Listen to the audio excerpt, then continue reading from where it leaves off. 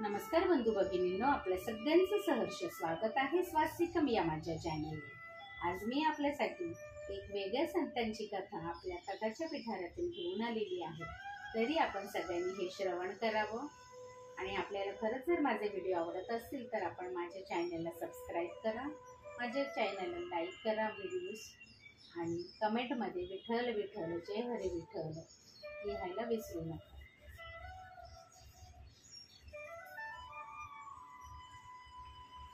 अध्याय 35 सात्विक राजा व कर्माबाई यांची कथा। सात्विक राजा।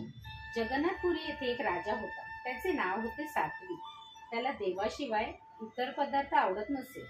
जगन्नाथ क्षेत्रातील जगन्नाथाच्या मंदिरात तिन्ही त्रिकाळ पूजेची वेळ साधून राजा जाऊन बसत असे। प्रसाद म्हणून तुळशी दल घेत असे। अतिथीला अन्नदान करीत असे। देवाला पक्वान्नांना नैवेद्य दाखवित असे। नंदादीप अन्नछत्र सप्तात्री दान आणि अगोदक तर सर्वांना देत असे। एकदा काय झाले, राजा नेहमीप्रमाणे देवळात बसून होता। वेळ घालण्यासाठी मित्रांबरोबर तो द्यूत खेळू लागला। तो फासे टाकीत असता पुजारी प्रसाद द्यायला आला, तेव्हा राजाने गडबडीत द्यावा हात पुढे केला। ते विपरीत वाटून पुजारी परत गेला। दूध संपल्यानंतर राजा प्रसादासाठी लोकांना विचारू लागला, तेव्हा काय झाले ते लोकांनी त्याला सांगितले। राजा हळूहळू लागला। आपल्या डाव्या हाताने फार मोठा अपराध केला म्हणून त्या हाताला शिक्षा करावी असे त्याने ठरविले। तो प्रधानाला म्हणाला, मी रात्री निसतो तेव्हा एक पिशाची येते व खिडकीतून हात घालते, तुम्ही सावध राहा व त्याने हात घालताच तो हात तोडून टाका। प्रधानाने ते मान्य केले। रात्र झाली। राजाच्या मंचकाजवळ प्रधान जागा झाला। राजा मंचकावर झोपला नाही, तो बाहेर राहिला व बाहेरून खिडकीतून त्याने पटकन हात आत घातला। प्रधानाने आज्ञेप्रमाणे तो हात तोडला, पण तत्काळ त्याच्या लक्षात आले की आपण राजाचाच हात तोडला। तो एकदम शोक करू लागला व त्याने धरणीवर अंग टाकले। राजा आत आला व त्याने प्रधानांचे सांत्वन केले। प्रधानजी, तुम्ही वाईट वाटून घेऊ नका, तो हात माझा वैरी होता म्हणून मी तो तोडला। मग राजाने एका पालखीत आपला तुटलेला हात घातला व देवाच्या महाद्वारात पाठविला। नोकरांना त्याने सांगितले, तुम्ही देवाला माझा निरोप सांगा। जगन्नाथा, रुक्मिणीकांता, माझा अपराध आहे। मी फासे खेळत असता माझ्या डाव्या हाताने अपराध केला, तुमचा प्रसाद घेतला नाही, तेव्हा त्याला तुमच्याकडे पाठविले आहे। योग्य वाटेल ती शिक्षा त्याला द्या। याने निरपराध लोकांना शिक्षा केली असेल, उन्मत्तपणे असण्यात सावजांची पारख केली असेल, त्याने तुझी कधी पूजा केली नाही, संत सेवा केली नाही, हा फार हिंसक आहे, तेव्हा याला योग्य ती शिक्षा द्यावी। नोकरांनी पालखी महाद्वारात नेली। खूप लोक जमले होते। राजाने केलेला प्रकार त्यांना कळला होता। त्या तुटलेल्या हातावर फुले आणि बुका उधळून नोकरांनी राजाचा निरोप जाहीरपणे जय जयकारात देवाला सांगितला। लोक आश्चर्य करू लागले। धन्य तो राजा असे म्हणू लागले। त्यावेळी एक अद्भुत चमत्कार झाला। राजाचा तो हात दिसेनासा होऊन तेथे दवना उत्पन्न झाला।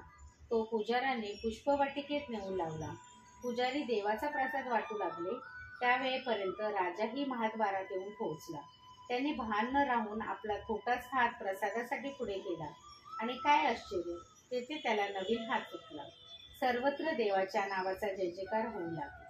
विठ्ठल विठ्ठल जय हरी विठ्ठल। कर्माबाई। आता दुसरी गोष्ट ऐका। याच जगन्नाथपुरीस कर्माबाई नावाची एक ब्राह्मण स्त्री असे। ती हरिभक्त होती। ती गरोदर असता तिचा पती मरण पावला।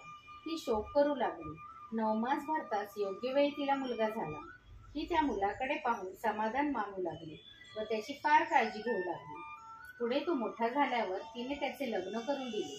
सुनेला दिवस राहिले तेव्हा कर्माबाईला फार आनंद झाला, पण नातवाचा जन्म होतो न होतो तोच पुत्र मरून गेला। कर्माबाई फारच शोक करू लागली। कालगती गहन आहे असे म्हणून ती सारा जीव नातवावर लावू लागली, पण त्यालाही काळाने ओढून नेले। कर्माबाईला फारच दुःख झाले। तिला कशातच गोडी वाटेना। हे देवा, मला या दुःखमय संसारात का लोटलीस असे म्हणून ती सारखी रडत बसे। काही दिवसांनी जगन्नाथाच्या यात्रेला आलेला काही वैष्णव तिच्या घरी वस्तीस उतरले। तिला चिंताक्रांत पाहून त्यांनी कारण विचारले। तिची कर्मकथा ऐकून ते म्हणाले, बाई गं, या संसारात अनुमात्र सौख्य नाही, सारा संसार नाशवंत आहे. तू हरिभक्ती कर, सावध हो. असे म्हणून त्यांनी तिला गोपाळाची एक मूर्ती दिली व म्हटले, जी माया तू तुझ्या नातवावर करीत होतीस तशीच आता या मूर्तीवर कर. आणि ते निघून गेले. कर्माबाईला आनंद झाला. ती लहान मुलासारखी गोपाळाच्या मूर्तीचे सारे कौतुक करू लागली, त्याचे लाड करू लागली. तिचा भक्तिभाव पाहून गोपाळ खरोखरच तिच्या हाताचे जेवू लागला. एकदा काही अग्निहोत्री ब्राह्मण तिच्या घरी उतरले. त्यांनी पाहिले कर्माबाई देवाला ओवाळणेच नैवेद्य दाखवित होती. ते तिला म्हणाले, स्नान करून देवाची पूजा करून मगच नैवेद्य दाखवावा. ती म्हणाली, बरे तर, मी उद्यापासून तसेच करेन. ते ब्राह्मण निघून गेले. दुसऱ्या दिवशी कर्माबाई उठली व सारी आनिके करून सोवळे नेसून स्वयंपाक करू लागली. तोपर्यंत देवाला भूक लागली. त्याने पुजाऱ्याचे स्वप्नात जाऊन सांगितले. कर्माबाईच्या घरी कर्मठ ब्राह्मण उतरले होते. त्यांनी तिच्या मनात विकल्प उत्पन्न केला. तिला फार सोवळे सांगितले, पण त्यामुळे नैवेद्याला उशीर होत आहे.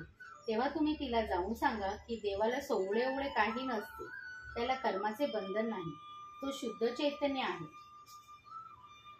तेव्हा तू सोवळे पाळण्यासाठी जरुरी नाही. पुजारी जागा झाला व तो कर्माबाईच्या घरी गेला. कर्मठ ब्राह्मणांना त्याने बोलवून घेतले आणि देवाचा निरोप कर्माबाईला सांगितला. तेव्हा कर्माबाईने देवाला नैवेद्य दाखविला व सर्व देखत देवमूर्ती जागृत होऊन तिने तो नैवेद्य भक्षण केला. कर्मठ ब्राह्मण नवल करू लागले, जो देव यज्ञात सुद्धा कधी येईलच असे नाही, तो कर्माबाईच्या हाताचे जेवतो. म्हणून सर्वजण जय जयकार करू लागले. अजूनही जगन्नाथ क्षेत्रात या गोष्टीची साक्ष आहे. तेथे जगन्नाथासमोर सर्वात आधी कर्माबाईची खिचडी नैवेद्याला येते व नंतर बाकीचे नैवेद्य दाखविले जातात.